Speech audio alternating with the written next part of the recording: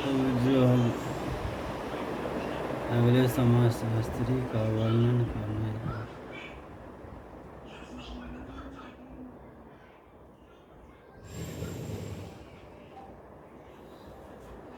अब जो हम अगले समाजशास्त्री का वर्णन करने जा रहे हैं उनका नाम कार्ल मार्क्स साहब है।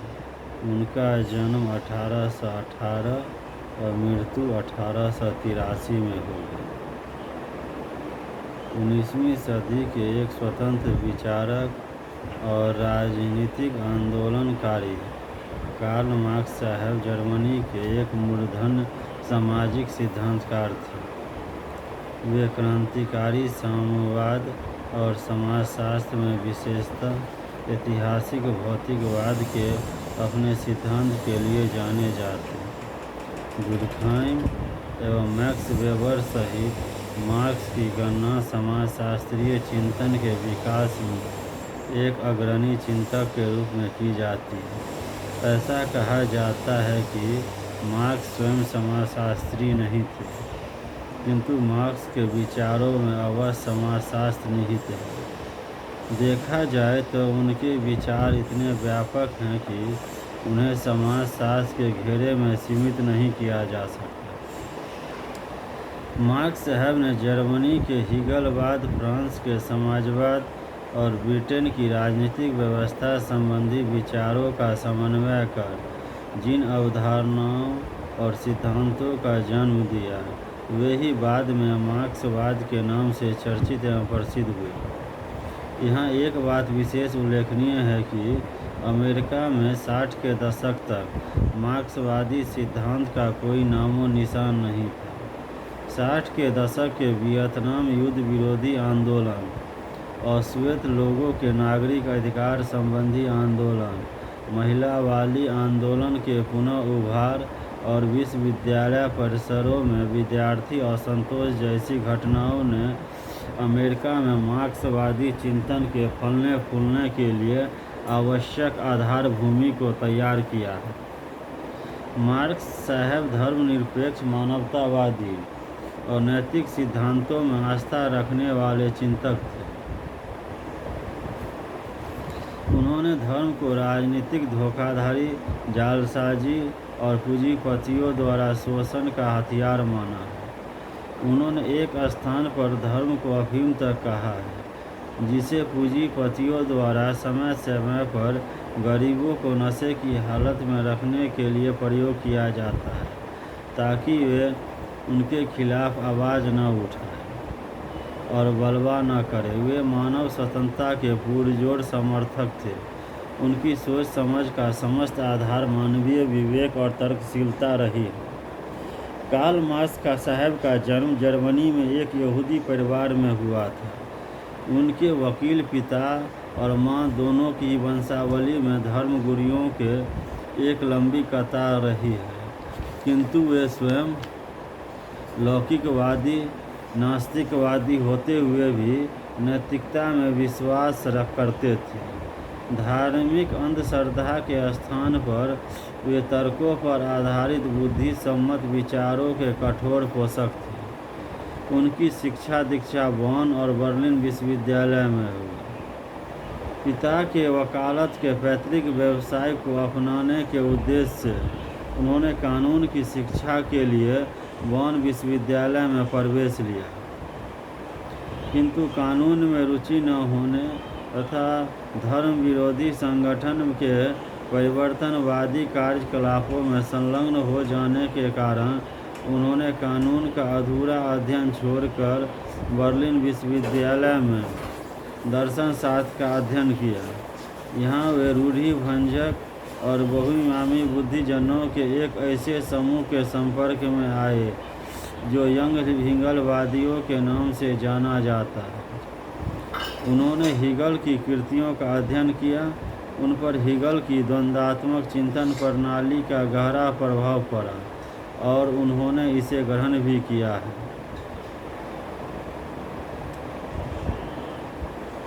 किंतु बाद में इसी चिंतन प्रणाली पर आधारित हीगल के द्वंद्वात्मक आदर्शवाद के स्थान पर उन्होंने अपने द्वंद्वात्मक भौतिकवाद को प्रतिष्ठित किया।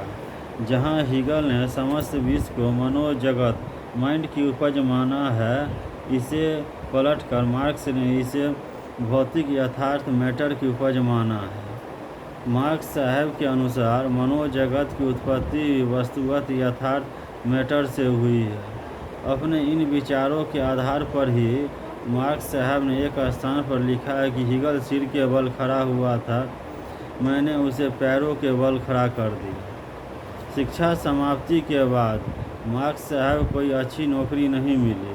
उन्होंने अपना व्यावसायिक जीवन एक मामूली शिक्षक के रूप में प्रारंभ किया, किंतु उन्हें इस कार्य को भी छोड़ने के लिए बाध्य किया गया।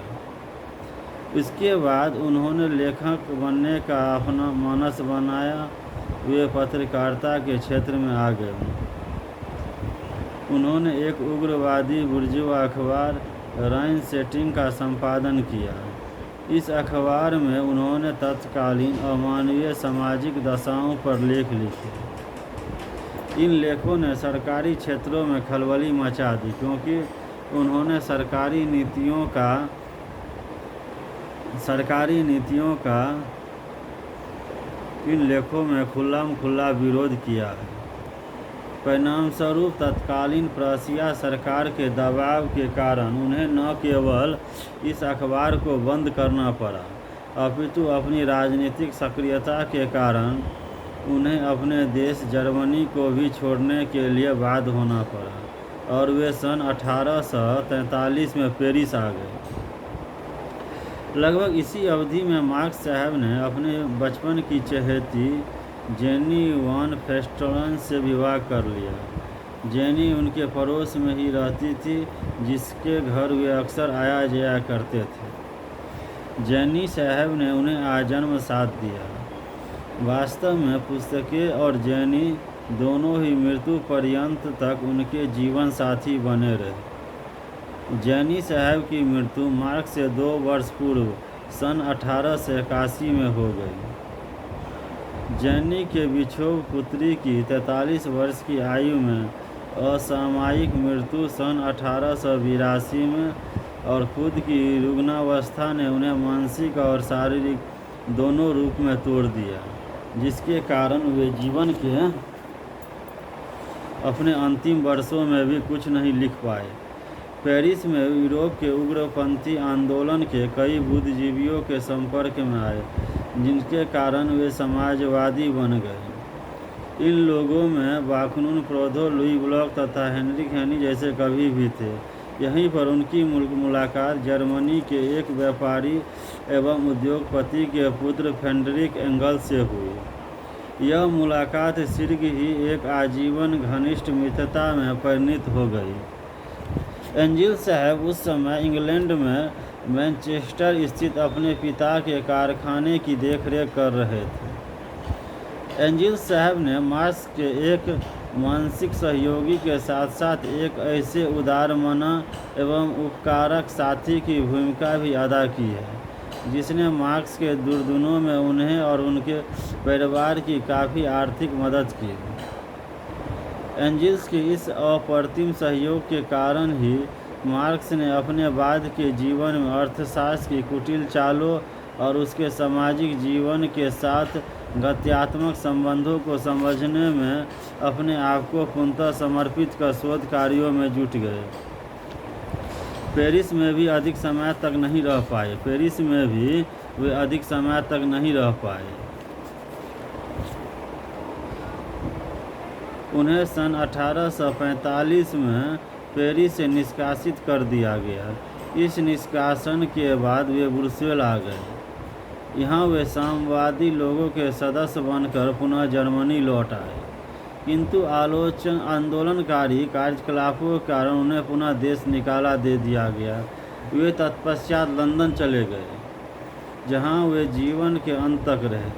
मार्क्स साहब का अधिकांश जीवन घोर गरीबी में बीता। इसी गरीबी ने राजनीतिक आंदोलनों में भाग लेते हुए एंजिल्स के आर्थिक सहयोग में उन्होंने सारा लेखन कार्य किया। मार्क्स साहब ने अपने जीवन काल में लगभग 3000 पृष्ठ लिखे हैं, जिनमें अधिकांश में उन्होंने साम्राज्यवाद, उपनिवेशवाद, पूंजीवाद और उत्पादन विधि तथा उसकी निष्पत्तियों पर प्रकाश डाला। उनकी वैचारिक सोच का समस्त खाका उत्पादन विधि, उत्पादन शक्तियाँ, उत्पादन संबंध, अधिसंरचना, अधोसंरचना, वर्ग और वर्ग संघर्ष, अलगाव, वर्ग चेतना और अतिरिक्त मूल्य जैसी अनेक अवधारणाओं के ताने बाने से बुना हुआ है। मार्क्स को समझने के लिए इन अवधारणाओं के उनके द्वारा लगाए गए अर्थ को समझना आवश्यक है। मार्क्स और एंगिल्स के सभी विचारों का मुख्य केंद्र बिंदु औद्योगिक व्यवस्था से उत्पन्न निम्न कामगार वर्ग की अमानवीय दशा की पीड़ा के प्रति नैतिक अपमान का घोर भाव रहा है। इन सामाजिक दशाओं में सुधार लाने के प्रति मार्क्स का यह निष्कर्ष था कि समाज की उद्विकासीय प्रक्रिया में राजनीतिक क्रांति अत्यावश्यक है, क्योंकि यही एक ऐसा साधन है जिसके द्वारा निम्न तबके के लोगों में सुधार लाया जा सकता है। इसलिए मार्क्स साहब ने सामाजिक संघर्ष और विरोध को समाज का आधार और बदलाव का हथियार बताया। ये ही समाज के सभी प्रकार के सामाजिक परिवर्तन के प्रमुख स्रोत हैं। मार्क्स के विचारों का दूसरा प्रमुख केंद्र बिंदु आर्थिक निर्धारणवाद रहा है, अर्थात सभी परिवर्तन सामाजिक दशाएं और यहाँ तक कि स्वयं समाज आर्थिक कारकों पर आधारित है। आर्थिक असमानता के कारण शासक और शासित, बुर्जुआ और सरबराह, मालिक और मजदूर के बीच वर्ग संघर्ष उत्पन्न होता है। गरीब और अमीर या नियोजक, पूंजीपति और नियोजित कामगार के बीच इस प्रकार के संघर्ष कामगारों में अलगाव, परायेपन का भाव उत्पन्न करते हैं। कामगारों का यह मनोभाव है कि वे सभी समान पीड़ा के शिकार हैं, वे एक सी पीड़ा भोग रहे हैं, उन्हें वर्ग चेतना उत्पन्न करती है।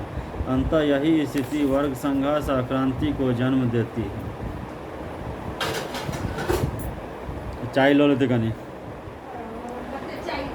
सन 1844 तक मार्क्स ने 3 पुस्तकें लिखी हैं। पहला हो गया पवित्र परिवार, दूसरा हो गया दर्शन शास्त्र की दरिद्रता और तीसरा हो गया आर्थिक और दार्शनिक पांडुलिपियाँ। इन तीनों में पहली 2 पुस्तकें ऐतिहासिक दृष्टि से अधिक महत्वपूर्ण नहीं मानी जाती है, किंतु तीसरी पुस्तक में उन्होंने जो मौलिक विचार रखे वे ही उनके आगामी बौद्धिक जीवन का आधार बने। इस पुस्तक में उन्होंने अपनी अलगाव एलिनेशन की अवधारणा प्रस्तुत की। उन्होंने इस अवधारणा को अलगाव युक्त श्रम के अर्थ में प्रयोग किया है।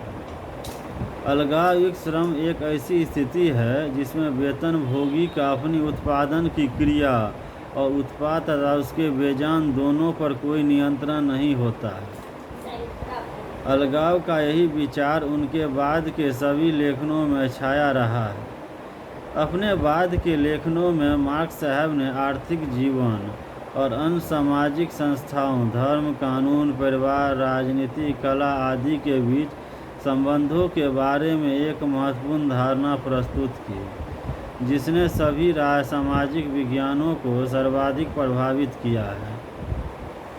मार्क्स साहब के अनुसार किसी भी समाज की प्रकृति उस समाज की अर्थव्यवस्था के रूप, आकार, उत्पादन की प्रणाली, संगठन और स्वामित्व की प्रकृति से निर्धारित होती है। इस बारे में उन्होंने कहा कि चाहे सामंती व्यवस्था हो या औद्योगिक पूंजीवाद अर्थव्यवस्था, आर्थिकी परिवार से लेकर धर्म और लोकप्रिय संस्कृति तक सामाजिक जीवन के सभी पक्षों को निर्णायक रूप में प्रभावित करती है। इन्हीं विचारों के कारण उनकी आलोचकों ने मार्क्स को निर्धारणवादी करार कर दिया और उनकी भारी आलोचना हुई है। मार्क्स साहब ने सामाजिक वर्गों की रचना करने के बारे में भी अपने कुछ मौलिक विचार रखे हैं, जो सामाजिक विज्ञानों, विशेषतः समाजशास्त्र को उनका महत्वपूर्ण योगदान माना जाता है। मार्क्स साहब की वर्ग रचना की समस्त धारणा उत्पादन की शक्तियाँ, श्रम विभाजन और संपत्ति स्वामित्व संबंधी विचारधारा के संयोजन पर आधारित है, जिसने व्यक्तियों को वर्गों में विभाजित किया है। उनके अनुसार सामाजिक वर्गों की रचना अर्थव्यवस्था में उत्पादन के संबंधों के आधार पर होती है।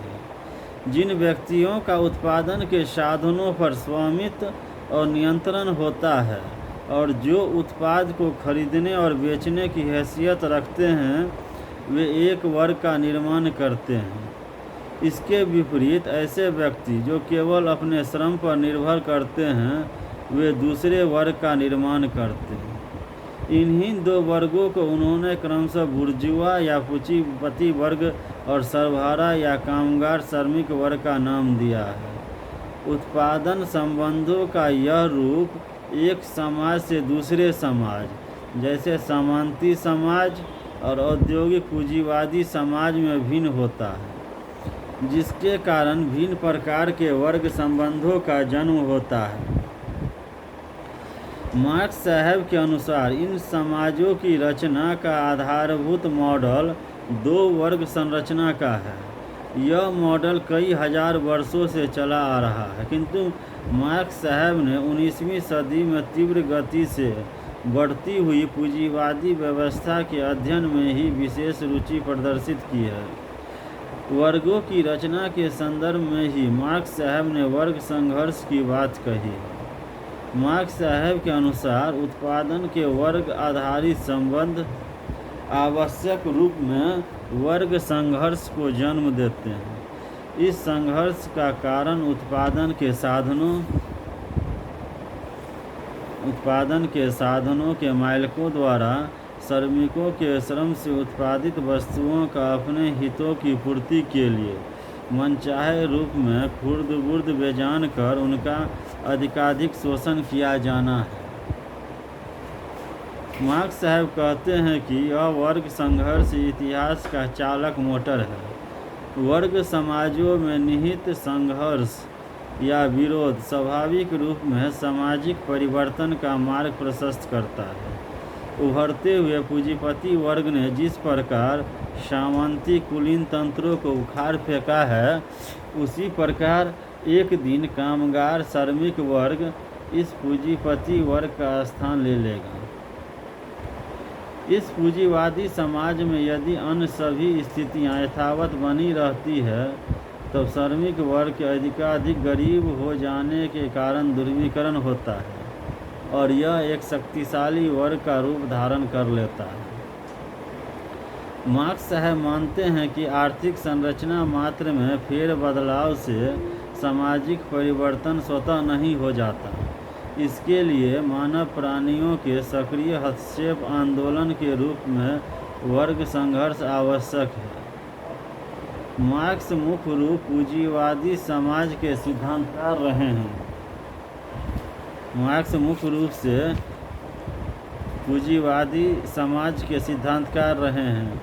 उन्होंने अपने प्रख्यात ग्रंथ पूंजी कैपिटल में पूंजीवादी समाज के आर्थिक परिचालन का सविस्तार वर्णन विश्लेषण किया है। इसी आधार पर उन्होंने श्रम का मूल सिद्धांत, पूंजी संग्रह का सिद्धांत, पूंजीवाद के आंतरिक द्वंद्व और उसके ढह जाने संबंधी अपने सिद्धांतों का प्रतिपादन किया है। इसी में उन्होंने देवक पूजा, फेस्टिज्म तथा प्रकट और यथार्थ जैसे विषयों का विवेचन किया है। एडम स्मिथ और रिकार्डो जैसे राजनीतिक अर्थशास्त्रियों के इन विचारों का समर्थन करते हुए कि समस्त धन संपदा का स्रोत श्रम होता है, मार्क्स साहब ने श्रम के मूल सिद्धांत लेबर थ्योरी ऑफ वैल्यू का प्रतिपादन किया है। अपने इस सिद्धांत का प्रतिपादन करते हुए उन्होंने कहा है कि पूंजीपतियों का लाभ श्रमिकों के अधिकाधिक शोषण पर निर्भर करता है। पूंजीपति बड़ी चालाकी से श्रमिकों को उनके श्रम के न्याय संगत भुगतान से कम करते हैं, जिसके श्रमिक वास्तव में हकदार होते हैं। किसी वस्तु के उत्पादन की अवधि में किए गए श्रम के वास्तविक मूल्य से श्रमिक को कम देकर पूंजीपति बचाए हुए मूल्य को हड़प जाते हैं। यही बचाया हुआ धन अतिरिक्त मूल्य यानी कि सरप्लस वैल्यू कहलाता है। यानी मार्क्स साहब का कहना है कि पूंजीपति जो बड़े बड़े उद्योगपति हैं, वो जो अपने अंदर काम करते हैं, काम करवाते हैं, तो उनका जो मेहनताना होता है, उस मेहनताना का पूरा उनको नहीं देकर उनमें कुछ कुछ जो है सो उनका जो मेहनता काट लिया जाता है और उनको वो अपने कारोबार में लगा देते हैं। यही अतिरिक्त मूल्य सरप्लस वैल्यू कहलाता है। पूंजीपति इस अतिरिक्त मूल्य को अपने पास बचाकर इसे पुनः निवेश कर देते हैं। यह प्रक्रिया ही पूंजीवादी व्यवस्था के परिचालन का मुख्य आधार है। इसी पुस्तक में एक गतिशील व्यवस्था के रूप में पूंजीवाद का विश्लेषण करते हुए मार्क्स साहब ने इतिहास के अपने सिद्धांत द्वंद्वात्मक भौतिकवाद का भी प्रतिपादन किया है। मार्क्स साहब ने हीगल से द्वंद्वात्मकता और फारवाक से भौतिकवाद की धारणाएं लेकर हीगल साहब के द्वंद्वात्मक आदर्शवाद के स्थान पर द्वंद्वात्मकता भौतिकवाद के अपने सिद्धांत को प्रस्तुत किया है। मार्क्स साहब के अनुसार प्रत्येक प्रणाली स्वयं अपने आंतरिक विरोधों को जन्म देती है।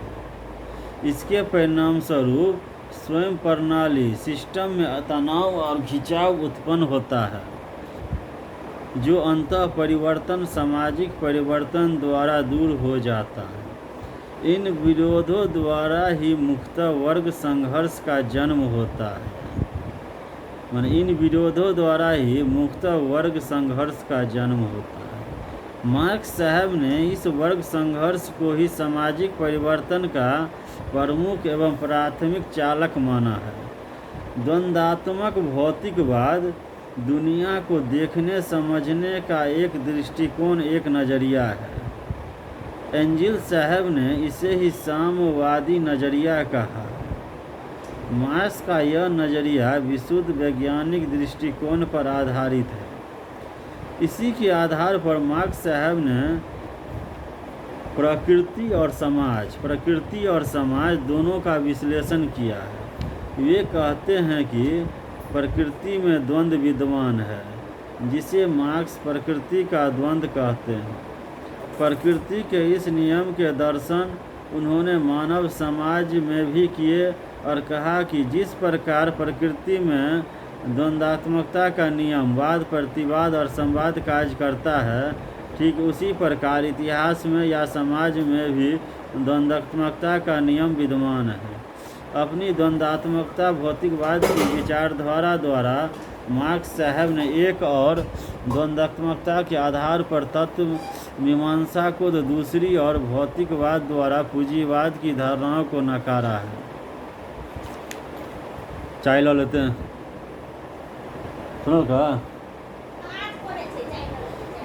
मार्क्स साहब की वर्ग रचना, वर्ग संघर्ष सामाजिक जीवन को निर्धारित करने में अर्थव्यवस्था की निर्णायक भूमिका, अधिसंरचना और अधोसंरचना यानी ऐतिहासिक भौतिकवाद, द्वंद्वात्मक प्रणाली संबंधी विचारों की घोर आलोचना हुई।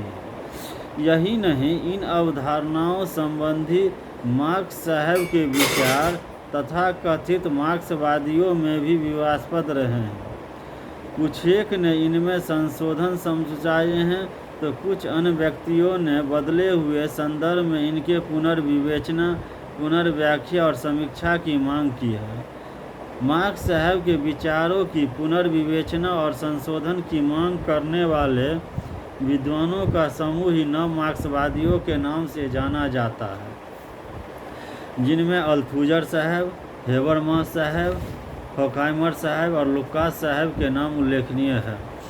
मार्क्स साहब का सर्वाधिक आलोचना सामाजिक जीवन और अर्थव्यवस्था के संबंधों को लेकर हुई है। इसी आधार पर उन पर आर्थिक निर्धारणवाद होने का आरोप जड़ा गया है। मार्क्स साहब ने अर्थव्यवस्था को सामाजिक परिवर्तन का प्रमुख एकल चलो प्रेरक तत्व माना है। अल्थुजर साहब ने सन 1932 में मार्क्स की आर्थिक और दार्शनिक पांडुलिपि की खोज के बाद न केवल मार्क्स के आर्थिक निर्धारणवाद को अपितु इन सभी व्याख्यानों को चुनौती दी है जो सामाजिक दशाओं के बदलने में व्यक्ति की भूमिका को अस्वीकारती है। अल्थुजर साहब ने इन विचारों का भी विरोध किया है कि मार्क्सवाद मानवतावादी है। अपने इन विचारों के आधार पर ही सन 1965 में उन्होंने प्रारंभिक मार्क्स को ज्ञान मीमांसी आधार पर बाद के मार्क्स से अलग बताया है। मार्क्स साहब का अर्थव्यवस्था वाला विचार उनके विश्व के भौतिकवादी दृष्टिकोण पर आधारित है। सामाजिक जीवन के इस भौतिकवादी दृष्टिकोण पर मार्क्स की अत्यधिक निर्भरता ही उनके वैचारिक दृष्टिकोण को सर्वाधिक बड़ी कमजोरी और आलोचना का केंद्र रही है। यह सही है कि उन्होंने मानवीय श्रम को सामाजिक क्रियाकलापों का आधार माना है, किंतु साथ ही उन्होंने दबे स्वरों में यह भी कहा है कि राज और परिवार जैसी सामाजिक संस्थाओं का विकास अर्थव्यवस्था से सापेक्षिक रूप में स्वतंत्र होता है। यही नहीं, ये संस्थाएं अर्थव्यवस्था के कार्य संचालन को प्रभावित करती है, अतः उन्हें पूर्णतः आर्थिक निर्धारणवादी माने जाने पर कुछ लोगों ने आपत्ति प्रकट की है। सामाजिक वर्गों की रचना, दो वर्गों में विभाजन संबंधी मार्क्स के विश्लेषण, विशेषतः आधुनिक पूंजीवादी समाजों के विश्लेषण ने उन्हें काफ़ी आलोचना का शिकार बनाया है। उनकी द्विवर्ग संरचना में मध्यम वर्ग को कहाँ रखा जाए तथा ऐसे व्यक्तियों के वर्ग का जिनका उत्पादन के साधनों पर स्वामित्व एवं नियंत्रण तो होता है, किंतु जिनके हाथ में धीरे धीरे पूंजी का मालिकानापन अधिकाधिक रूप में पेंशन फंड जैसी संस्थाओं में हस्तांतरित होता जाता है, जैसी दुविधाओं ने कई आलोचनाओं का आमंत्रण दिया है। मार्क्स साहब का वर्ग संघर्ष और सामाजिक परिवर्तन संबंधी विश्लेषण भी काफ़ी विवादास्पद रहा है। इस बारे में यह कहा गया है कि वर्ग संघर्ष का एक समाज का दूसरे समाज में परिवर्तन से कोई लेना देना नहीं है। दोनों के संबंधों में कोई तार्किक आधार नहीं है और यह बात विशेष रूप में पूंजीवादी समाजों के बारे में खरी उतरती है, जिनमें विखंडन, ध्रुवीकरण तथा कामगार वर्ग के अधिकाधिक दीनहीन और गरीब होने के बात को कोई स्पष्ट चिन्ह दिखाई नहीं देते हैं। यही नहीं, पूंजीपतियों की मनोवृत्ति और उनके कार्य करने के तौर तरीकों में परिवर्तन आया है। सोवियत संघ के पतन के बाद मार्क्सवाद के बारे में कई प्रकार की अटकलें लगाई जा रही हैं। उत्तर मार्क्सवाद की क्या स्थिति है, इस संबंध में अनेक प्रकार के विचार सामने हैं। कुछ लोगों ने मार्क्सवाद की मृत्यु तक की घोषणा कर दी है। एक स्वघोषित मार्क्सवादी रोनाल्ड एरोन्सन ने अपनी पुस्तक आफ्टर मार्क्सिज्म 1995 में इस बारे में बहुत कुछ लिखा है। उन्होंने इस धारणा को स्पष्ट किया है कि क्या मार्क्सवाद समाप्त हो चुका है और मार्क्सवादी विचारक अब सामाजिक जगत और उनकी समस्याओं की व्याख्याएं अपने अपने ढंग से कर रहे हैं। कुछ एक विश्लेषकों ने संपूर्ण मार्क्सवाद के धराशायी होने की बात को स्वीकार नहीं किया है। ऐसे लोग रूढ़िवादी मार्क्सवाद के साथ चिपके रहते हुए इसमें आंशिक गड़बड़ी को अवश्य स्वीकारते हैं। मार्क्सवाद के पूर्ण रूप से धराशायी होने की बात करने वाले मानते हैं कि पूंजीवाद से समाजवाद में रूपांतरण की मार्क्सवाद की परियोजना की मृत्यु हो चुकी है, क्योंकि यह परियोजना स्पष्ट तौर पर अपने उद्देश्यों को हासिल करने में असफल रही है।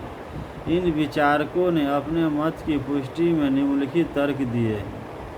पहला, कामगार वर्ग पहले से अधिक गरीब नहीं हुआ है। दूसरा, वर्ग संरचना स्पष्ट तौर दो वर्गों बुर्जुआ और सर्वहारा में नहीं बटी है। तीसरा, विनिर्माण की प्रक्रिया में बदलाव के कारण औद्योगिक मजदूरों की संख्या घट गई है या दिन प्रतिदिन घटती जा रही है। कामगार वर्ग में अधिक बिखराव आ गया है तथा अपनी पतनोन्मुख दशा के प्रति उनकी चेतना कमजोर पड़ गई है। चौथा, कामगार श्रमिक वर्ग की कुल मिलाकर संख्या में कमी होने के कारण उनकी शक्ति, वर्ग चेतना और वर्ग संघर्ष की क्षमता में घटोतरी हुई है। पांचवा, मजदूर लोग अब अपने आप को मजदूर कहलाना पसंद नहीं करते, अब उनकी पहचान के अनेक आधार बन गए हैं। उपरोक्त कारणों के आधार पर एरॉन्सन रूढ़िवादी मार्क्सवाद को समाप्त हुआ मानते हुए कहते हैं कि हमें इसके अस्तित्व के बारे में दुखी नहीं होना चाहिए। फिर भी मार्क्सवाद याद किया जाएगा, क्योंकि मार्क्सवाद ने एक आशा दी, इसने विश्व को एक अनुभूति दी, इसने अनेक और अगणित जीवन की दशा और अर्थ प्रदान किया है। 20वीं शताब्दी के भारी सशक्तिकरण ने करोड़ों लोगों को खड़े होने और लड़ाई लड़ने के लिए प्रेरित किया है। इसने लोगों में यह विश्वास पैदा किया है कि एक दिन मानव अपनी ज़रूरतों को पूरा करने के लिए अपनी ज़िंदगी और अपने जगत की खुद रचना करेंगे। मार्क्सवाद न केवल यथार्थ संसार में असफल हुआ, अपितु सिद्धांत के क्षेत्रों में भी मार्क्सवाद को कई नए सिद्धांतों से मार खानी पड़ी है। सर्वाधिक मार इस सिद्धांत पर नए उभरते हुए महिलावादी सिद्धांतों की पड़ी है। महिलावादी सिद्धांत ने स्त्रियों के शोषण और उत्पीड़न को स्त्रियों के नज़रिए से देखने पर जोर दिया। इसी प्रकार समाज के अन्य उत्पीड़ित समूहों, अल्पसंख्यक समूह, विरजन समूह ने अपनी अपनी आवाज़ उठाकर मार्क्सवादी कामगार एकता की धारणा को गहरी ठेस पहुंचाकर इसे नष्ट कर दिया। एरॉन्सन साहब ने उत्तर मार्क्सवादी सिद्धांतों के चरित्र पर टिप्पणी करते हुए लिखा है कि ये मार्क्सवाद से रहित कई प्रकार के मार्क्सवाद हैं। मार्क्स के विचारों की भारी आलोचनाओं के उपरांत भी यह एक तत्व है कि उनके विचार आज भी निरंतर विचारकों को आकर्षित कर रहे हैं। यह इस बात की पुष्टि करते हैं कि आधुनिक औद्योगिक पूंजीवादी समाज और जीवन को समझने में उनमें चिरस्थायी सार्थकता मौजूद है। ऐसा ही है कि मार्क्स साहब ने कभी भी अपने आप को समाजशास्त्री नहीं कहा, किंतु उन्होंने समाजशास्त्र की विद्या कई रूपों में प्रभावित किया है। किस प्रकार सामाजिक व्यवस्थाएं सामूहिक निर्णयों के साथ साथ व्यक्तिगत उद्देश्यों तथा व्यवहारों को आकार देती है। मार्क्स साहब ने इस विषय पर केंद्रित करते हुए एक विशिष्ट परिप्रेक्ष्य के रूप में समाजशास्त्र के विकास में महत्वपूर्ण भूमिका अदा की है। मार्क्स साहब की दृष्टि में दुर्गुणी व्यक्तियों के कारण पूंजीवाद के दुर्गुण उत्पन्न नहीं होते, अपितु एक व्यवस्था जिसका संगठन इस प्रकार से हुआ है वह इस प्रकार के अनिष्टकारी परिणामों को उत्पन्न करती है। आज मार्क्स साहब के विचारों से लोग चाहे सहमत हो या न हो, किंतु कुछ ही समाजशास्त्री ऐसे हैं जो मार्क्स द्वारा किए गए योगदान को पूर्णतः नज़रअंदाज करते हैं। मार्क्स साहब के विचारों में कमियां या त्रुटियां हो सकती है, किंतु इन्हें पूर्णतः नकारा नहीं जा सकता।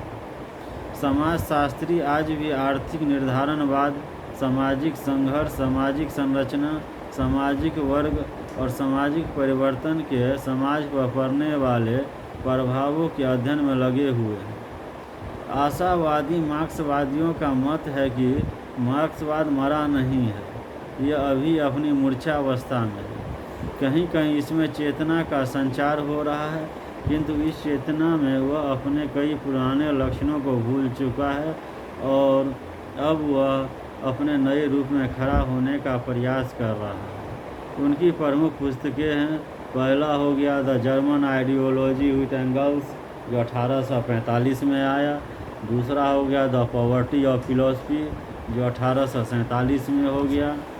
उसके बाद आगे हो गया manifesto of communist party with angles जो 1848 में आया। अगला हो गया the class struggle in France जो 1850 में आया। अगला हो गया द 18 बुरमारी ऑफ लुइस बोनापार्ट जो 1852 में आया। अगला हो गया capital A critic of political economy 3 volume जो 1867, 85, 94 में आया। अगला इकोनॉमी एंड फिलोसफिकल मैन्युस्क्रिप्ट्स जो 1844 में आया। जो ये इम्पोर्टेंट पुस्तकें हैं कार्ल मार्क्स साहब का, उनकी कृति का उल्लेख किया गया है। जय समाजशास्त्र, जय सोशियोलॉजी, जय समाजशास्त्र, जय सोशल।